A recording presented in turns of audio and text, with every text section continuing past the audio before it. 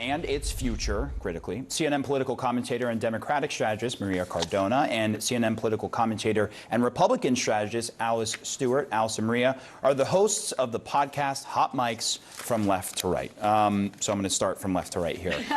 Great to see you all. I just want to start with some of the breaking news that we've gotten here. Maria, what is your initial reaction to some of what we're hearing coming out in the Senate bill? Yeah, look, Omar, this is huge news because, as Priscilla stated, this is going to be groundbreaking in terms of the ability to have had a bipartisan negotiation for changes in immigration policy. As you know, this has been impossible to do for decades.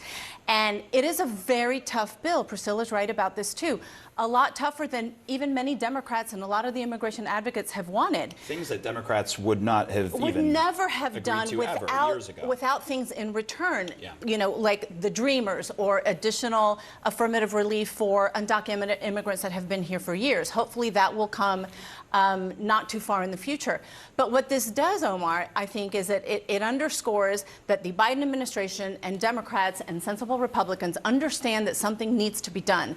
There has been a global pandemic that has caused this global migration pattern. This was not Joe Biden's fault, which is something that Republicans love to say.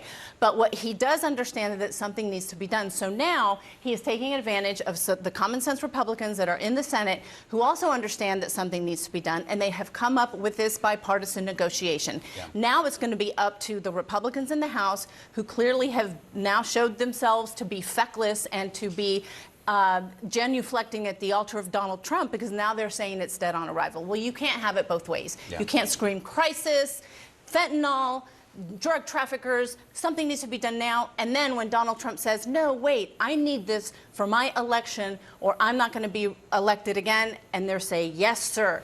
That is not leadership. So, Alice, along those lines, obviously, we had heard the comments from Speaker Johnson saying that this was dead on arrival before we've had this come out.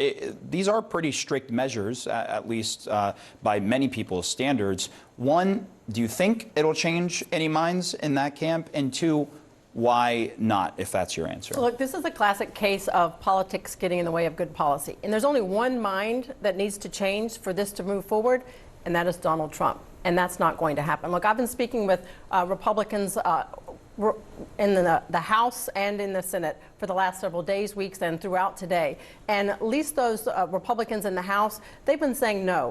Whatever happens, as you said, no matter what's in this provision, no matter what the text says, they're going to vote no. Because it's dead on arrival, because that's what Donald Trump said. And look, there's some important provisions in this text. We're talking about the number of migrant crossings. We're talking about revisions and expediting the asylum process and immigrant visas. These are important components for a meaningful, incremental immigration reform. But none of that matters. Donald Trump does not want Joe Biden to have any kind of victory in this. He would much rather drag this out in the hopes that he will be president and he can claim victory on this. The frustrating thing, look, rational Republicans that I've spoken with, I asked them late this afternoon, if Donald Trump wasn't in the picture, would you be supportive, at least open to having this conversation? They said absolutely. If Donald Trump wasn't working things behind the scenes, they would be more than willing to have an open conversation and work bipartisanship across the aisle to get something done. The reality is Donald Trump has a huge chokehold on the Republican Party. Here's the thing. We all understand that there is a massive problem at the border. We need to secure the border first and foremost before we make any of these changes. President Biden does have more ability than he is actually exercising to secure the border right now. He's not doing so. That being said, incremental changes in immigration are better than no changes at all. Well, and I just want, before we go on, Manu Raju, our colleague, has rounded up a little bit of just what Republicans have been saying about these prospects over recent time. I think we have that. Let's play that now. The Senate deal is trash. The height of stupidity is having a strong opinion on something you know nothing about. So I don't have a strong opinion on the bill because I haven't seen it. Nobody has. Well, it's a crappy bill. I mean, it's terrible. The thing is terrible. There's not a bill yet. We haven't seen a bill yet. So, so I don't know why we would undermine the effort to make the country safer. That's not a border deal. That's a slap in the American people's face. You got to read the bill. I mean, don't be ignorant. Read the bill. So they're sort of seemed to be the dichotomy there, where it was folks who, again, the bill had not come out. That was obviously before the Senate text was released. The bill hadn't come out, and people seemed to have made up their minds. How concerning is that for you? But I'll ask both of you that question. Well, I would say I think it's concerning for the American people, and I think it should absolutely be concerning for the Republican Party, Omar, because what you just saw right there is the massive divide between Republicans who have a spine, who have some kind of understanding of what leadership is and what being real leaders is, and Republicans who have completely given up their spine, who are cowards, who are afraid of Donald Trump, who, when he said, you can't pass this, they absolutely just run to do everything that he wants them to do. And what this says to the American people, Omar, is that Republicans have had zero interest in solving this issue.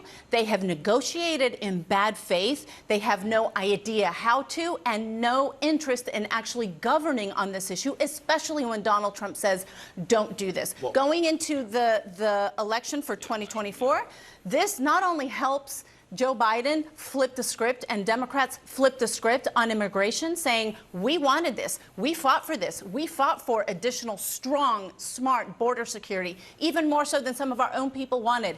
And Republicans have yet again are the ones that are saying no. And I think it gives Democrats a strong messaging ability to say, Republicans should not be trusted to lead anything, not the House, not the Senate, and certainly not the White House. Now, Alice, along those lines, is that part of in the most recent NBC polling, it found that Trump was outperforming Biden on those issues, immigration, the economy. We have started to see the economy, we have seen it grow. Also, this bill, if potentially it makes it out of the Senate, which we don't know if that's going to happen at all. How concerned would you be about that dynamic, and do you think that dynamic can actually hold for someone like Trump, given the roadmap that's ahead? Well, I think you brought up an interesting poll. The NBC poll that came out shows on this specific issue of immigration, people trust Donald Trump more than Joe Biden to handle immigration. 57% of those polled trust Donald Trump over Joe Biden. Who knows? Maybe the fact that he is forcing Republicans in the House to stand firm and push more for provisions in H.R. 2 that would be stronger with border security and border enforcement, that might encourage Democrats to have more of a conversation with them on that. But the fact that majority of those polled, almost twice as many people polled, trust there you see Donald Trump over Joe Biden on this immigration. I think this is an opportunity for people to recognize Donald Trump has identified the problem at the crisis at the border years ago. Now Democrats are on board and recognizing this is a problem. I don't expect Joe Biden's numbers to change with that regard, because people do see Donald Trump as strong on immigration. The problem is, with this dynamic we have right here, it is showing that he's not willing to give an inch in order to make some kind of progress. Yeah. And I think that's last the problem. word. I think that's the problem, because he's not even talking about H.R. 2. He doesn't want it resolved at all. He wants it as a weapon in the political campaign. Americans understand they are not anti-immigrant. They are anti-chaos. What Republicans want is chaos. That's going to be the message that Democrats are going to be pushing. Well, we are seeing the intersection of policy and politics in an election year. Right. But that. yeah, who would have thought? Right. But let's see what happens out of the Senate, if it does make it out, and then whether it actually is dead on arrival in the House, or if this could change the minds of some folks, but up against some powerful forces. Exactly. Alice Maria, thank you so much. Thanks, Omar. Of course.